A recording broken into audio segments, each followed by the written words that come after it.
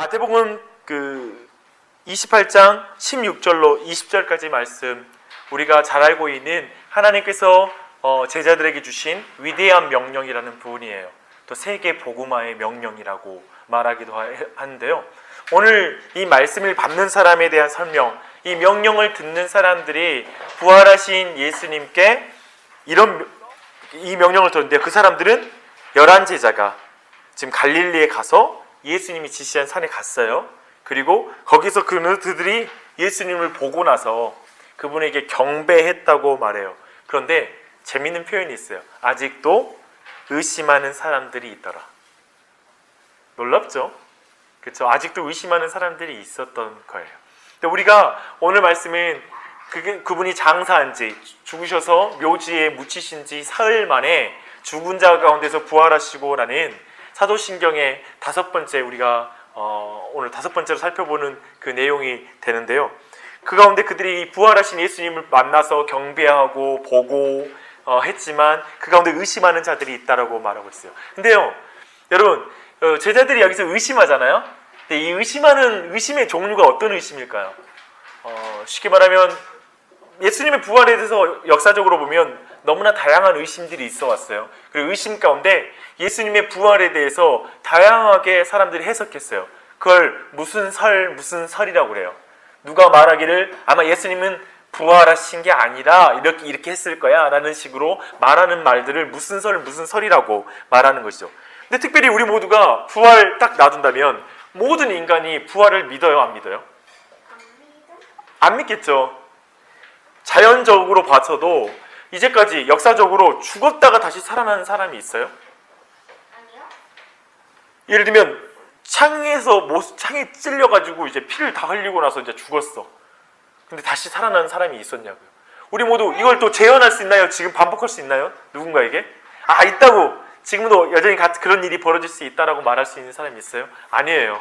경험적으로 볼 때도 이성적으로 볼 때도 이것은 타당하지 않는 말이기 때문에 기본적으로 예수님의 부활에 대해서 믿지 못하는 거예요. 근데 믿지 못하는 말 가운데 다양한 견해들이 있어 왔어요. 그 중에 한 가지가 뭐냐면 도적설이라는 게 있어요. 뭐냐면 이 부분은 우리가 잘 알고 있는 마태복음 27장 64절 한번 조금만 넘어가 볼게요. 27장 64절 다 함께 읽어볼게요. 시작. 그러므로 명령하여 그 무덤을 사흘까지 굳게 지키게 하소서. 그의 제자들이 와서 시체를 도둑질하여 가고 백성에게 말하되 그가 죽은 가 가운데서 살아났다 하면 후의 소금이 전보다 더 클까 하나이다 하니. 지금 이 말은 뭐냐면, 이 말은 누가 하고 있냐면 유대인들의 지도자들이 지금 빌라도에게 가서 하는 말이에요. 그가 죽었는데 그 무덤을 군사들을 보내서 지키게 해라. 왜냐하면 이 말이 왜 나오냐면 이 당시에도 이미 예수님께서 자신이 죽으실 거고 사흘 만에 부활하실 거라는 것을 유대 지도자들조차도 알고 있었단 말이에요. 이미 그 내용을 예수님이 하셨다라는 거예요. 공개적으로. 그 내용이 사람들에게 퍼져가지고 알고 있는 지식이었던 거예요. 그래서 절대 그 일이 일어나지 않도록 지금 군대를 보냈는데, 이 부분이 우리가 차근차근 이제 살펴볼 때, 이제 부활에 대한 우리가 성경 안에서의 증거들을 살펴볼 때 정말 우리가 탐정이 된 기분으로, 아니면 법관이 된 기분으로, 아니면 수사관이 된 기분으로 이걸 하나하나를 여러분이 잘 생각해야 돼요. 근데 제일 먼저 우리가 생각해야 될 전제는 뭐냐면 지금 이 사실을 모두가 알고 있다는 거예요. 그 당시에 지도자들도 예수가 부활할 것이라고 말했던 내용을 알고 있었던 거예요. 그래서 지금 기본적으로 묘지 앞에 이 군인들이 지키고 있다는 것을 분명히 기억해야 돼요. 근데 그렇게 군인들이 지키고 있었어요. 근데요, 이 내용들, 그러나 예수님이 사라진 거예요. 그래서 제일 먼저 나타나는 게 뭐냐면, 이제 나중에 예수님이 이제 부활하시고 무덤이 비어버리자 나중에 그 군인들이 다시 그 유대인 지도자들에게 달려가요. 어떻게 할 줄 몰라서 달려가는 거죠. 달려갔을 때 이제 그 유대인들이 그 군인들에게 돈을 주고 이제 밖에 나가서 이제 거짓을 유포하게 말하죠. 그래서 예수가 부활한 게 아니라 제자들이 와서 훔쳐갔다라는 말을 퍼뜨리고, 그 말이 지금까지 유대인들이 예수 그리스도의 빈 무덤에 대해서 설명하는 하나의 그 내용이 되는 것이죠. 그래서 도둑설이에요. 근데 도둑설을 잘 생각해보면 이 유언비어라는 특징을 생각해보면 이건 거짓설이에요. 즉 거대한 사기극이라는 거죠. 제자들의 사기극. 이제 시체를 숨기고 이제 예수님이 부활했다고 계속 유포하면 다녔다라고 생각하는 거짓설이라고 다시 말을 바꿔서 쓸 수 있을 거예요.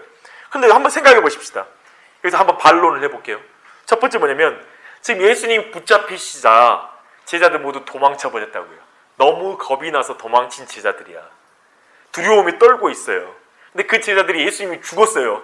예수님이 있을 때도 예수님을 지키지 않고 도망쳤던 제자들이 예수님이 죽었는데 그 앞을 지금 군인들이 지키고 있는데 그걸 깨뜨리고 들어가서 그들을 빼올 정도로 담대한 사람들이었는가? 그들이 심리적으로 그렇게 빼돌릴 수 있을 정도의 생각을 했는가? 생각했을 때 성경 전체가 그걸 말하고 있지 않은 거예요. 성경 전체에서 부활 이후에 계속 보여주는 건 뭐냐면 제자들은 계속 벌벌 떠는 거예요. 이제 그들이 이제 예수를 따르던 그들이 이 다음 희생양이 자신들이 될까봐 지금 벌벌 떠는 자들이 그들을 깨고 들어갈 수 있었는가? 생각보다 그렇지 않다는 걸 우리 충분히 생각할 수 있었어요. 근데 또 한 가지는 뭐냐면 이 제자들이 나중에는 이 부활의 증인으로 죽어요. 예수님이 부활하셨다는 사실을 부인하지 않고 죽는다고요. 마지막 여러분들이 뭔가 이득일 목적, 어떤 유익을 목적으로 시체를 빼돌리고 예수를 신으로 만들기를 결정을 했어. 그랬는데 여러분이 목에 창이 들어오는 거야. 부활하신 예수를 부인하면 내가 너를 살려주겠어. 여러분이 거짓을 위해서 죽을 수 있겠어요? 자신이 거짓말하면서 그 사실이 진리라고 말하고 죽을 수 있을까요? 그렇지 않잖아요. 기본적으로 제자들 또한 여기서 또한 그렇게 자신이 거짓으로 유포하는 사실에 대해서 목숨을 걸 만큼 그런 제자들은 아니었을 거라고 생각할 수 있을 거예요. 또 한 가지 이제 넘어갈게요. 첫 번째 우리가 본 것은 도적설, 거짓설이라고 볼 수 있고요. 두 번째는 뭐냐면 기절설이라고 있어요. 뭐냐면 예수는 죽지 않았고 그냥 십자가 위에서 기절했다. 그래서 사람들이 죽은 줄 알고 그를 꺼내가지고 묘지 안에 넣어놨는데 그가 다시 눈을 뜨고 회복하고 기력을 회복해가지고 그 무덤을 빠져나온 거다라고 말하는데 여기서의 난점은 뭐예요? 그래서 그 군사들을 어떻게 지나갔는가 그 부분 굉장히 중요한 지적이죠. 그렇죠? 또 한 가지를 볼까요? 예수님께서 그 전에 채찍을 맞고 굉장히 피를 많이 흘렸잖아요. 굉장히 기력이 쇠한 상태일 텐데 사실 그 당시 유대인들의 그 무덤은 굴을 파서 약간 우리와 다른 땅 재질이 우리가 생각하는 것과 좀 달라요. 그래서 석회질이라든지 이런 것들이 많았기 때문에 이렇게 굴을 팔 수 있었어. 근데 거기를 이제 막고 있는 것은 항상 큰 돌로 막았어요. 왜냐하면 짐승이 들어올 수 있고 또 시체를 훼손할 수 있는 여러 가능성이 있기 때문에 그걸 쉽게 움직이지 못하는 큰 돌로 막아놨던 거죠. 근데 그 돌을 예수가 굴렸어? 그 기력이 쇠한 상태에서. 그것도 우리가 충분히 어려운 일이라는 걸 알 수 있을 거예요. 또 한 가지 또한 생각할 수 있는 게 뭐냐면 이 예수님이 죽었다라는 거에 대해서 재차 확인해요. 성경은. 예수님이 죽은지 확인하려고 창으로 그의 옆구리를 찔려서 피가 쏟아지는 것들을 성경은 명확하게 기록하고 있고요. 또 한 가지는 뭐냐면 빌라도가 예수가 죽었다는 말을 듣고 나서 그 전에 이제 아르마데 요셉이라는 사람이 예수님께 그 빌라도에게 가서 예수님의 시체를 이렇게 장례지되도록 허락해달라고 말을 들었을 때 벌써 예수가 죽었단 말이야? 라고 말하고 그걸 알아봐요. 왜냐하면 십자가를 사람들이 지잖아요. 기본적으로 한 오래 가면 이틀 이상 살 수 있는 형벌이거든요. 알다시피 피가 조금씩 흐르다가 기절하고 다시 깨어났다가 기절하고 반복하다가 결국 어깨에 있는 힘이 다 이제 사라져버리고 결국 질식사로 죽어가는 게 십자가의 형벌이거든요. 그런 면을 봤을 때 그냥 그 당일날 몇 시간 만에 죽었다는 사실이 분명하지 않았기 때문에 빌라도는 확인을 했던 것이죠. 그런 것들이 성경에 기록되어 있는 걸 봐서도 이 기절설이 그렇게 합당하지 않다는 걸 우리가 생각해 볼 수 있을 거예요. 또 한 가지 한번 보십시다. 어떤 설이냐면 환상설이라고 있어. 환상설은 뭐냐면 제자들이 예수님이 죽고 나서 너무나 예수님이 사무치게 그리운 거예요. 그래서 너무 그리운 나머지 그들 모두가 헛것을 봤다라는 거예요. 환상을 보고 그들 모두가 집단적인 환상을 봤다라는 거예요. 그래서 믿음을 갖게 됐다라고 말하고 있죠. 근데 성경 전체는 뭐라고 하냐면 제자들에게 부활하신 예수님이 나타나시잖아요. 근데 예수님이 나타나도 계속 못 알아봐요. 뭐냐면 기본적으로 제자들과 모든 그 예수님을 따르던 무리들이 모두 생각했던 건 예수는 명백하게 죽었기 때문에 예수님이 곁에 와서 나중에 마리아 곁에 와서 예수님께서 말씀하셔도 그냥 동산지기인 줄 알고 못 알아봤더라. 동산지기인 줄 알고 그냥 넘어치는 거예요. 그러니까 뭐냐면 확실하게 죽었다라고 생각했기 때문에 예수님이 나타나도 못 알아볼 정도였던 것이죠. 지금 슬픔 가운데. 기본적으로 그들은 모두 죽었기 때문에 깊은 슬픔과 두려움과 그런 상태에 빠져 있었고 의심 가운데 있었던 존재들이지, 예수님을 사무치게 그리워했다라면, 환상을 보려면 예수님을 보고 싶어하는 마음이 있었을 거 아니에요. 근데 그런 마음 자체가 있지 않았다라는 것이죠. 또 한 가지는 뭐냐면 예수님이 40일 동안 가르쳤다고 해요. 40일 동안 환상을 봐요? 우리 모두가 아는 건 기본적으로 단기간에 어떤 환상을 볼 수 있는 건 가능하잖아요. 그러나 40일 동안 가르쳤다고요. 또 한 가지 뭐냐면 동시에 고린도전서의 말씀 보면 15장의 말씀을 보면 동시에 500명의 사람들에게 예수님이 나타나셨다고요. 집단 체면이라는 건 어느 정도의 어떤 가능한 논리 안에 있지 동시에 500명에게 나타나지는 않은 거예요. 그래요. 이런 환상들을 우리가 한번 생각할 수 있을 거예요. 그런데 이런 것들에 대해서 우리 모두가 또 믿지 않는데, 많은 사람이 예수님 부활에 대해서 믿어요 라고 말하는 사람 중에 이렇게 또 말하는 사람들이 있어요. 왜냐면 예수님의 부활을 믿는데 예수님이 그냥 영적으로 부활했을 뿐이에요. 육체로 부활한 거 그거 말고 예수님이 그냥 영으로만 부활했던 거 그거 아닐까요? 여전히 우리 마음 가운데 예수님이 살아계세요. 또 예수님은 뭐 그런 거 있잖아요. 다시 부활하셔서 내 마음 가운데 살아계세요. 이런 식의 표현을 쓰는 거죠. 예수님이 실제로 부활하지는 않았어요. 그가 육체를 가진 그 부활에 대해서는 생각하지 않고 영적인 부활로만 받아들이는 거예요. 그러나 성경에서 이 부분도 명확하게 다루고 있는 거예요. 도마를 봐요. 도마는 다른 제자들이 예수님이 나타났다고 하니까 말한다고요. 너희들은 환상을 봤어. 헛것을 봤어. 라고 환상설을 너희들이 주장하고 있어. 라고 말하는 거예요. 근데 그 앞에 예수님이 나타나세요. 나타나셔서 뭐 어떻게 말하죠? 내 못자국과 내 손의 못자국과 내 옆구리에 이 창자국을 만져보라고 예수님이 말씀하시잖아요. 그러니까 직접 내가 육체를 가지고 오셨다는 걸 말씀하시고 예수님이 그 제자들 가운데 앉으셔서 음식을 먹으신다고요. 매우 가시적이고 그 물질 가운데 분명히 육체 가운데 부활하신 예수님을 드러내고 있는 거예요. 이 사실을 여러분이 분명하게 확인할 필요가 있습니다. 여러분, 여기까지 생각해 봤을 때 또 한 가지 이제 부활에 대해서 우리가 가지고 있는 제자들의 한 가지, 우리가 오늘날 우리가 생각하고 있는, 특별히 의심하는 사람들이 생각하고 있는 한 가지 생각이 있어요. 그것은 이거예요. 제자들이 예수님을 신격화시켰어. 그래서 이 부활이라는 것을 지어낸 거야. 아마 또 바울이라는 사람이 예수는 그냥 좋은 선생이었고 위대한 종교적 스승이었는데 바울의 신학이 예수를 신으로 만들었고 그렇게 가정해서 오늘날 모두가 그를 신이라고 생각하지 예수님 자신은 아니었어. 그리고 예수님 자신은 부활하지 않았어. 그저 사람들이 너무 좋아하고 그리워한 나머지 신이라는 것을 만들어냈을 뿐이야 라고 또 말하는 거예요. 성경은 각색됐어. 이 성경은 어떤 변질됐어. 이런 입장들은 오늘날 이슬람 사람들 또한 이러한 동일한 라인에서의 믿음을 가지고 있습니다. 그런데요, 우리가 한번 생각해 볼 게 있어요. 오늘날 사람들은 그 시대에는 신화의 시대이고 미신, 과학이 발전하지 않은 시대였고 이성이 계몽적으로 계몽화된 사회가 아니었기 때문에 예수님의 부활을 이렇게 믿었던 거지, 오늘날에는 그 의미를 다르게 바꿔야 돼 라고 말하는 게 오늘날 대부분의 합리주의자들과 그리고 자연주의자들이 주장하는 예수의 부활에 대한 관점들이에요. 그런데요, 그 시대는 진짜 진화되지 않은 시대였을까요? 의심이 없는 시대였을까요? 이성적으로 생각할 수 없는 시대였을까? 그래서 그냥 부활했다고 생각했을까요?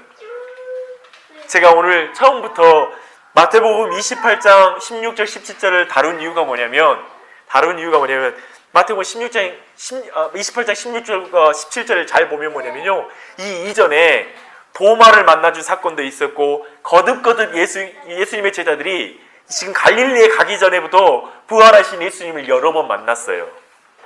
그에 대한 증거를 여러 번 들었어요. 그런데 지금 예수님을 직접 보면서 있잖아요. 우리 모두는 기본적으로 이럴 거 아니에요? 혁진 씨도 그렇고 우리 그러잖아요. 뭐냐면 이 시간에 부활하신 예수님 여기 나오면 안 믿을 사람 있어요? 믿겠다고 생각하겠죠. 그렇죠? 믿잖아요. 그리고 여러분들이 지난 수십 년 동안 막 예수님께서 수년 동안 예수님께서 막 병자를 고치시고 죽은 자를 살리신 거 봤어. 그리고 지금 부활하셨던 그 죽으시고 나서 다시 부활하신 분을 이미 만났어. 그리고 그분이 음식을 드신 거 봤어. 그런데 지금 예수님이 이제 또 나타나셨어. 그런데 그분을 예배해. 그리고 경배해. 근데 여전히 의심해. 지금 무슨 말을 말하는지 알겠죠? 제자들 자신도 지금 예수님의 부활에 대해서 그 당시는 아주 진화되지 않고 계몽적이지 않고 비이성적인 시대였기 때문에 그냥 예수를 신화적으로 만들었다는 게 아니라 이미 성경이 기록하고 있는 관점은 뭐냐면 지금 예수님이 죽으시고 나서 부활하신 그 순간부터 계속해서 제자들이 제자들 안에서는 이 사실을 도저히 믿지 못하는 거예요. 거듭거듭 나타나도 계속 그 마음 가운데 의심이 생기는 거예요. 어쩌면 그 중에 절정의 의심이 이거였을 것 같아요. 가장 강력한 의심. 지금 예수님 부활하시고 확실한데 혹시 진짜 죽지 않은 거 아닐까? 뭐 이런 의심까지 들었을지 몰라요. 쉽게 말하면. 그 제자들의 마음 가운데 지금 성경이 전제하고 있는 건 뭐냐면 이 당시에도 예수님이 부활하신 이 상황에서도 지금 제자들은 계속 의심하고 있다는 걸 강조하고 있는 거예요. 근데요, 저는요, 이 제자들의 이 끈질긴 의심 있잖아요. 이 끈질긴 의심이 뭘 전제하냐면 예수님은 분명히 죽었다는 걸 전제하는 거예요.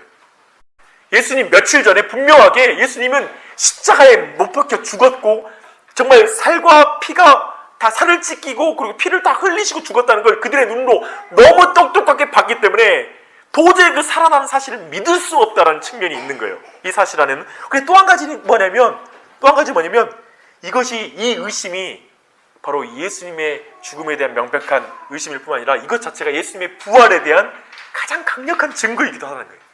이 끈질긴 의심에 대한 기록이. 그런 사실들을 한번 생각하고 또 한 가지는 뭐냐면 예수님의 부활은 후대에 만들어지지 않았어요. 우리 2번 우리 고린도전서 15장 3절로 8절 말씀을 읽을게요.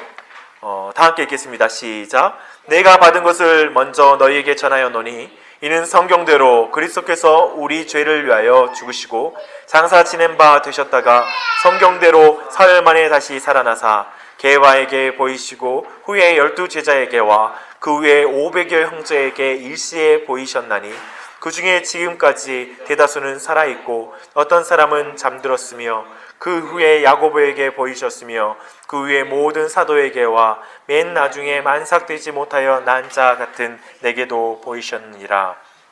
우리가 생각하는 건 뭐냐면 예수님의 부활은 후대에서 만들어졌을 것이다. 시간이 지나고 나서 사람들이 그것을 마치 그럴 수 있잖아요. 유병원 죽었잖아요. 근데 유병원 죽었는데 앞으로 한 30년 후에 아니면 어쩌면 50년 후에 100년 후에 사람들이 유병원 신이었어라고 말할 수 있어요. 마치 너무나 존경하고 사랑했기 때문에 부활했다고 말하는 거지. 그는 부활했어. 우리 마음속에 여전히 살아계셔. 이렇게 말할 수 있다는 것도. 근데 지금 오늘 성경 자체는 뭐라고 하냐면 이 당대에 그 예수님이 일시에 500명에 보이셨잖아요. 근데 그 중에 또 많은 숫자가 살아있다라는 거예요. 여전히 그 중에 많은 사람이 그 부활하신 예수님을 자신이 봤다라고 증거하면서 살아있는 자들이 있다라는 거예요. 아까 봤던 대로 이것이 예수님을 신격화시킨 게 먼 후대의 일이 아니라 지금 이 당시에 그 일이 있다는 걸 지금 성경 자체는 충분히 말하고 있는 거예요. 역사적 부활이 그 500명의 사람들이 자기의 생명을 바치면서까지 그 부활하신 예수님의 증인이 된 사건, 그 변화의 중심에 진짜 예수님이 부활했기 때문에 그렇다는 사실을 분명히 성경이 말하고 있다는 거예요. 여러분, 성경은 특별히 부활에서 있잖아요. 부활 기사에서 제자들의 영웅적인 모습을 그리지 않아요. 어쩌면 제자들이 그 뒤에 각색했다면 자기들의 어떤 일관적인 입장을 보여줬겠죠. 그리고 뭔가 자신을 포장했을지 몰라요. 근데 성경 자체는 제자들의 매우 어리석은 의심들을 계속 보여주고 있는 거예요. 그리고 성경 자체 부활하실 때 예수님의 모든 기록을 찬찬히 살펴보면 굉장한 다양한 일들을 보여줘요. 다양한 관점들을 보여주고 있어요. 예수님 만난 사람은 개인을 만나기도 하고요. 두 사람을 만나기도 하고요. 그리고 여러 사람을 동시에 만나기도 해요. 소그룹으로 만나기도 해요. 어떤 경우에 예수님께서 있잖아요. 남자와 여자, 성적인 차이 상관없이 만나기도 하시고요. 또한 공적으로 만나시기도 하고 사적으로 만나시기도 해요. 그리고 또한 예수님께서는 갈릴리에서 만나시기도 하고 예루살렘에도 만나시기도 해요. 그 예수님께서 제자들을 만난 또 길 위에서 제자들을 만나시기도 하고요.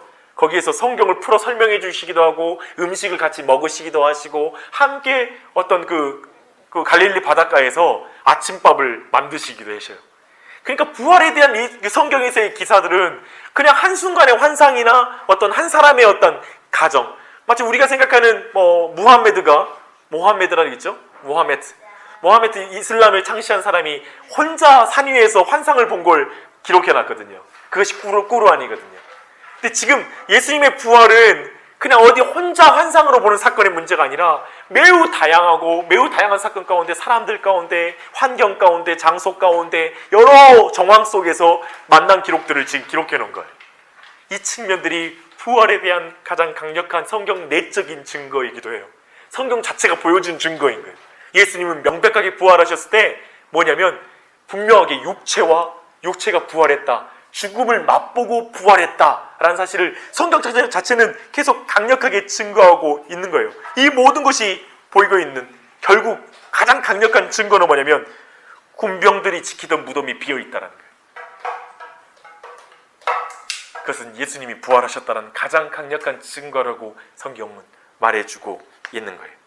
여러분, 그렇다면 이제 제가 부활의 의미를, 이제까지는 저희가 부활하신 예수님을 의심하는 문제에 대해서 좀 우리가 다뤘는데요. 일단 부활의 의미는 뭘까요? 부활은 어떤 의미를 가지고 있을까요? 여러분, 예수님은 이렇게 생각할 수 있지 않을까요? 여러분 주위에서 살았다가 죽었다가 살아난 사람들에 대한 이야기 들어보신 적 있죠? 저는 어렸을 때부터 그런 이야기 들었어요. 어머니한테 어디 사람은 죽었다가 며칠 만에 관짝을 있잖아요. 관을 딱 이렇게 들고 묻으려고 하는데 관에서 뚝뚝뚝 소리를 내가지고 사람들이 살아났다는 거예요. 근데 이런 일이 역사적으로 이게 거짓말일까요? 아니고 진짜 이런 일이 일어나기도 하는 거예요. 그래서 외국에 있잖아요. 외국 사람들은 무덤 관 안에다가 뭘 넣어놓냐면 종을 넣어놔요.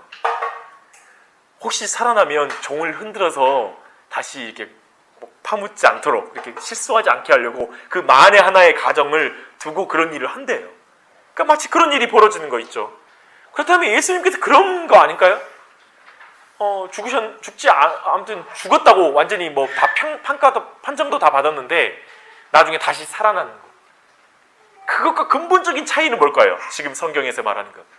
사실 그 사람들은 있잖아요. 그렇게 살아났다가 죽음을 맛본 듯 지옥을 체험하고 왔다고 말할 수 있어요. 근데 그 사람이 왔다가 다시 죽어요. 문제는 놀라운 기적을 경험했던지 다시 살아나는, 예수님께 다시 살리신 사람들 있죠. 그 사람 죽었어요. 다시 죽었어. 그러나 예수 그리스도는 지금 뭐냐면 죽음 가운데 명백하게, 그 사람도 어쩌면 진짜 죽음을 맛보진 않았던 거죠. 왜냐면 죽지는 않았으니까. 그러나 예수님, 성경이 말하고 있는 예수님의 죽음 뭐냐면 명백하게 죽어서 장사되었다라는 거예요. 성경의 어떤 표현은 음부에까지 내려갔다라는 표현을 써요. 명백하게 예수님은 죽음을 맛보셨고 그리고 나서 부활하셨다는 거예요. 그 부활하신 이후에 다시 죽음을 맛봤다, 그게 아니라 하나님께로 올라갔죠. 예수님의 그 부활은 그 모든 다른 죽음과는 전혀 다른 죽음의 의미를 가지고 있어요. 그 의미를 살펴보기 위해서 우리 로마서 6장 3절로 11절 말씀 볼게요. 이제 함께 읽습니다. 시작. 무릇 그리스도와 예수와 합하여 세례를 받은 우리는 그의 죽으심과 합하여 세례를 받은 줄을 알지 못하느냐. 그러므로 우리가 그의 죽으심과 합하여 세례를 받음으로 그와 함께 장사되었나니 이는 아버지의 영광으로 말미암아 그리스도를 죽은 자 가운데 살리심과 같이 우리로 또한 새 생명 가운데서 행하게 하려 함이라. 만일 우리가 그의 죽으심과 같은 모양으로 연합한 자가 되었으면 또한 그의 부활과 같은 모양으로 연합한 자가도 되리라. 우리가 알거니와 우리의 옛사람이 예수와 함께 십자가에 못 박힌 것은 죄의 몸이 죽어 다시는 우리가 죄에게 종노릇하지 아니하려 함이니 이는 죽은 자가 죄에서 벗어나 의롭다 하심을 얻었음이라. 만일 우리가 그리스도와 함께 죽었으면 또한 그와 함께 살 줄 믿노니 이는 그리스도께서 죽은 자 가운데서 살아나셨으며 다시 죽지 아니하시고 사망이 다시 그를 주장하지 못할 줄을 알미로다. 그가 죽으심은 죄에 대하여 단번에 죽으심이요 그가 살아계심은 하나님께 대하여 살아계심이니 이와 같이 너희도 너희 자신을 죄에 대하여 죽은 자요 그리스도 예수 안에서 하나님께 대하여 살아있는 자로 여길지어다. 아멘. 여러분, 예수님의 죽음은 무엇을 향한 죽음이었죠? 우리의 죄를 대속하는 죽음이었죠. 그렇다면 예수님이 다시 살아나실 때는 어떻게 살아나신 거죠? 예수님은 자신의 의로 살아나신 거예요. 죄 없으신 분이셨잖아요. 근데 그분이 죽으신 건 내 죄 때문에 자신을 죽이신 거였고, 그분이 다시 사실 때는 죄가 없으신 분이셨기 때문에 자신의 의로 하나님의 의를 위하여 살아나신 것이죠. 그 의를 향하여. 그런 것을 우리가 생각할 때 우리 모두가 예수님께서 만약에 죽음 가운데 끝났어, 부활이 없다고 생각해봐요. 그럼 뭐죠? 그 죽음이 의미하는 의미는 뭐냐면 예수 그리스도가 그저 죄인이었다라는 사실로 그 이상을 설명하기 힘들겠죠. 그도 똑같은 우리가 죄인이었고 그래서 그는 죽은 거야. 자신의 죄 때문에 죽었어 라고 말을 하겠죠. 하지만 성경 말하는 건 뭐냐면 아니, 그것은 우리를 위한 우리 죄 때문에 죽음이었고 이제 그분은 부활하셨어. 바로 하나님의 의를 향하여 다시 살아나신 거야 라고 성경이 말하고 있는 거예요. 여러분, 예수님의 부활은 매우 중요해요. 그저 마음속의 부활이 아니라는 거예요. 그 죽음도 그냥 어떤 흉내내는 죽음이 아니었다는 거예요. 우리 죄를 위한 예수님의 죽음은 명백하게 우리가 죽어야 될 죽음을 그대로 죽으신 거예요. 그리고 또한 예수님의 부활은 우리 마음속에서 부활하신 게 아니에요. 그냥 우리의 생각 가운데 부활하신 게 아니라 우리 모두의 참으로 하나님께로 다시 살아나야 되는 우리 모두의 그것을 가지고 예수님의 의로 말미암아 그분이 다시 살아나신 거예요. 죽었다가 살아나신 거예요. 이 사실을 기억하세요. 항상 이 고백을 할 때마다 진짜 예수님은 죽으신 지 장사된 지 사흘 만에 정말 장사되셨어. 근데 사흘 만에 부활하셨어 라는 사실을 우리가 믿는 것입니다. 우리 모두는 죄의 종에서 이제는 죄의 종에서 해결되는 거 끝나는 게 아니라 하나님의 종이 되기 위하여 그분이 부활하신 거예요. 예수님이 부활하신 말미암아 우리 모두는 죄를 향하여 죽었을 뿐만 아니라 하나님의 의를 향하여 살아있다라는 거예요. 우리가 부활로 말미암아 우리 살아있다라는 거예요. 단순히 우리가 십자가로 말미암아 우리 죄가 해결됐을 뿐만 아니라 예수님의 부활로 말미암아 우리 모두가 하나님의 의를 향하여 살고 영원한 생명을 갖게 되었다라는 거예요. 사망의 종로로 사망의 지배를 받는 게 아니라 오늘 로마서 이 말씀은 우리가 사망의 지배를 받는 게 아니라 이제는 하나님 생명의 지배를 받는다. 부활로 말미암아 사망에서 해방되는 것은 어쩌면 예수님의 십자가라는 사건을 통하여 우리 사망에서 해방이 되는 거죠. 하지만 우리 안에 주인으로 임하시는 그 예수님의 권능과 그리고 하나님의 임하심은 예수님의 부활하심을 통하여 우리 가운데 이루어진다는 거예요. 여러분, 이 사실이 바로 부활이 우리에게 주어지는 중요한 목적이에요. 여러분, 우리 모두가 부정적으로 죄 해결만이 아니라 하나님께 대해 살게 하기 위해서 예수님이 부활하셨음을 기억하십시오. 우리가 오늘 말씀, 특별히 로마서 말씀 15절부터 로마서 오늘 말씀의 중요한 내용은 뭐냐면 우리 모두가 세례라는 말을 써요. 우리가 세례를 받고 성찬에 참여하고 그리고 예수님 믿는다라는 건 뭐냐면 예수님과 함께 연합되어서 그분과 함께 죽었다라는 걸 믿는 거예요. 내 죄에 대한 모든 형벌과 죄의 모든 것들이 죄책과 모든 벌들 그것이 예수님과 함께 연합해서 내가 완전히 섞여서 예수님과 이렇게 연합되어서 내가 죽었다. 또한 우리가 예수님의 부활을 믿는다는 건 뭐냐면 예수님과 연합되어서 하나님께 대하여 살았다라는 의미예요. 그래서 이분을 우리가 믿는 거예요. 믿음이란 건 내가 원하는 걸 이루어진다 이 믿음이 아니라 그분과 연합되었다. 그의 십자가가 나의 십자가요, 그의 죽음이 내 죽음이요, 내 죄를 향한 죽음이요, 그의 부활이 나의 부활입니다. 이 두 가지를 믿는 게 구원을 얻는 믿음이죠. 예수님 날 위해서 죽으신 구세주일 뿐만 아니라 이제 예수님은 나의 주인이십니다. 내가 하나님을 향하여 살아갈, 내가 이제 그분의 종으로 살아가야 될 내 주인입니다라는 걸 같이 받는 것이죠. 이것이 바로 십자가와 부활, 그리고 나의 구세주와 주, 이 모든 내용들을 담고 있는 방법, 표현인 것입니다. 여러분 기억하십시오. 또한 두 번째는 뭐냐면 부활의 이 목적 외에도 또 한 가지는 부활의 첫 열매로 우리 가운데 오신 예수님에 대해서 성경은 말하고 있어요.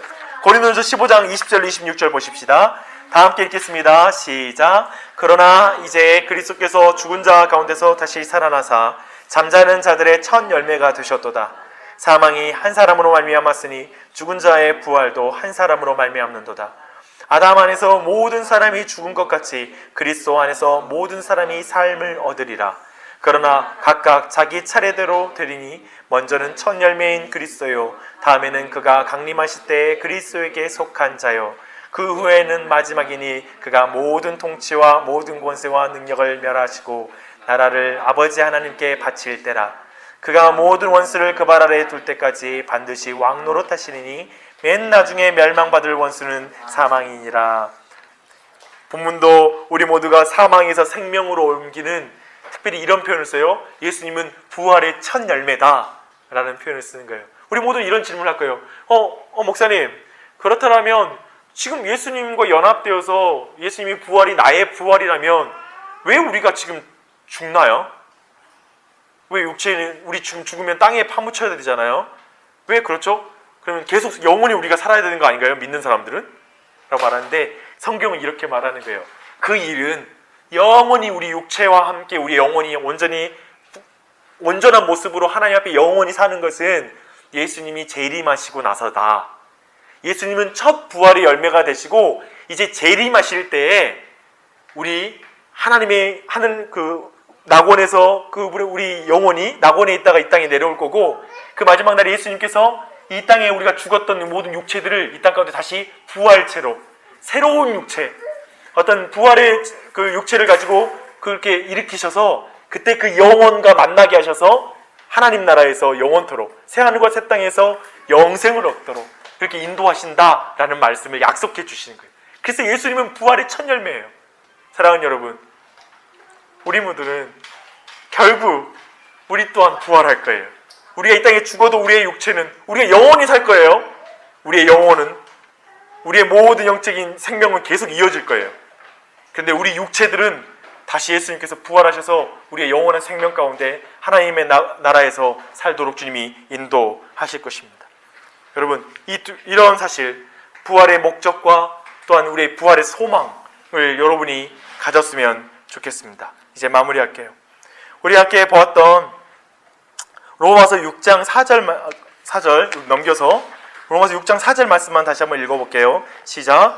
그러므로 우리가 그의 죽으심과 합하여 세례를 받음으로 그와 함께 장사되었나니 이는 아버지의 영광으로 말미암아 그리스도를 죽은 자 가운데서 살리심과 같이 우리 또한 새 생명 가운데서 행하게 하려 함이라. 여러분, 우리가 매주마다 장사한 지 사흘 만에 죽은 자 가운데 다시 살아나시며 라는 걸 고백할 거예요. 그때마다 우리가 생각할 건 이거예요. 난 예수님과 연합되었어. 예수님과 함께 죽었고 예수님과 함께 나는 살아났어. 그러니 이제 우리 모두가 내가 이제 새 생명 가운데 행해야 돼. 나 이제 새 생명을 얻고 하나님의 자녀가 되었으니 하나님 자녀답게 살아야 돼 라는 다짐을 하는 거예요. 하나님과 함께 살 거야 라는 고백이죠. 아까 봤던 것처럼 오늘도 성찬을 하지만 성찬의 의미, 세례의 의미 모두 연합이에요. 또한 믿음 또한 연합이에요. 우리가 예수님 부활하신 예수님과 연합하여서 하나님의 의를 향하여 살아가야 된다는 사실을 늘 고백하시게요. 나 혼자 하나님께 올라갈 수 없어요. 내가 노력해서 하나님의 자녀가 될 수 없고 하나님의 뜻을 행할 수 없다고요. 부활하신 예수님과 연합되어야만이 우리는 이 의를 행할 수가 있어요. 부활하신 예수님과 함께만이 우리는 하나님 앞에 서서 주님께 은혜를 간구하는 자녀가 될 수 있는 거예요. 그리고 신자로서 능력 있는 삶을 살 수 있는 거예요. 이 부활하신 예수님을 기억하세요. 내 부정적으로 내 죄를 용서한 차원에서 멈추는 게 아니라 이제 주님의 영광을 향해 나아가는, 주님의 의를 향해 나아가고 주님을 닮아가는 데 나아갈 수 있는 존재가 되었다는 사실, 그것이 부활의 능력이라는 사실을 기억하며 기도하세요. 주님에게 부활하신 예수님의 그 능력을 부어주세요. 그분과 연합되어 싸움에 내가 주님의 뜻을 이루는 데까지 가게 해주세요. 그저 내가 잘못한 걸 용서하는 수준이면서 멈추는 게 아니라, 죄책감을 해결하는 수준이 아니라 내가 주님의 뜻을, 주님의 기쁨이 되는 삶으로 나아가게 해주세요. 부활의 능력을 주세요라고 기도하는 거예요. 그것이 필요한 거예요. 또한 이제 다시 마지막으로 살고 싶으면 이 연합하는 삶에 대한 결정과 함께 또 한 가지는 증인의 삶이에요. 우리 맨 뒤에 볼게요. 부활의 증인 여러분이 되시길 바라는데요. 사도행전 10장 39절로 43절 말씀 우리 다 함께 읽겠습니다. 시작. 우리는 유대인의 땅과 예루살렘에서 그가 행하신 모든 일의 증인이라. 그들이 나무에 달아 죽였으나 하나님이 사흘 만에 다시 살리사 나타내시되 모든 백성에게 하신 것이 아니요 오직 미리 택하신 증인 곧 죽은 자 가운데서 부활하신 후 그를 모시고 음식을 먹은 우리에게 하신 것이라. 우리에게 명하사 백성에게 전도하되 하나님이 살아있는 자와 죽은 자의 재판장으로 정하신 자가 곧 이 사람인 것을 증언하게 하셨고 그에 대하여 모든 선지자도 증언하되 그를 믿는 사람들이 다 그의 이름을 힘입어 죄사함을 받는다 하였느니라. 아멘. 사도행전 10장 39절로 43절이 오늘 우리가 살폈던 성경 말씀 전체의 내용을 요약한 것 같지 않아요? 명백하게 부활하신 그 예수님, 그분만이 우리의 죄를 용서하실 수 있는 분이시다 라는 사실을 말하고 있고요. 그분은 명백하게 죽으셨지만 사흘 만에 부활하셨고 우리와 함께 음식을 먹으신 분이셨다 라고 말하고 있고요. 그분이 이제는 나중에 살아있는 자와 죽은 자 모두의 재판장으로 오실 것이다 라고 말하고 있어요. 그리고 말하는 건 뭐냐면 너희가 이 부활하신 예수님의 증인이다, 이제 증인으로 살아라 라고 말하고 있어요. 이분만이 구원을 얻는 이름이다 라고 전하는 삶을 사세요. 여러분 모두 주위에 있는 사람들에게 이 부활하신 예수님을 증거하는 삶을 살아가시기를 바랍니다. 연합하는 삶, 그리고 예수님을 이 부활을 증거하는 삶, 증인의 삶을 여러분이 살아가실 때 성령님께서, 우리가 여전히 의심이 많고 부족하지만 예수님이 놀라운 명령 아까 주셨잖아요. 의심이 많은데도. 그렇죠. 성령님께서 도와주실 거예요. 여전히 우리가 의심하고 넘어질지라도 하나님이 도와주실 거예요. 이 연합의 삶과 증인의 삶을 살고자 하는 그 믿음의 사람들을 계속적으로 성령께서 그 연약함을 도우시면서 기도하시면서 여러분과 함께 하실 것입니다. 이 삶을 멈추지 말고 살아가는 우리 교회 지체들, 우리 모든 교회가 되었으면 좋겠습니다. 기도하겠습니다.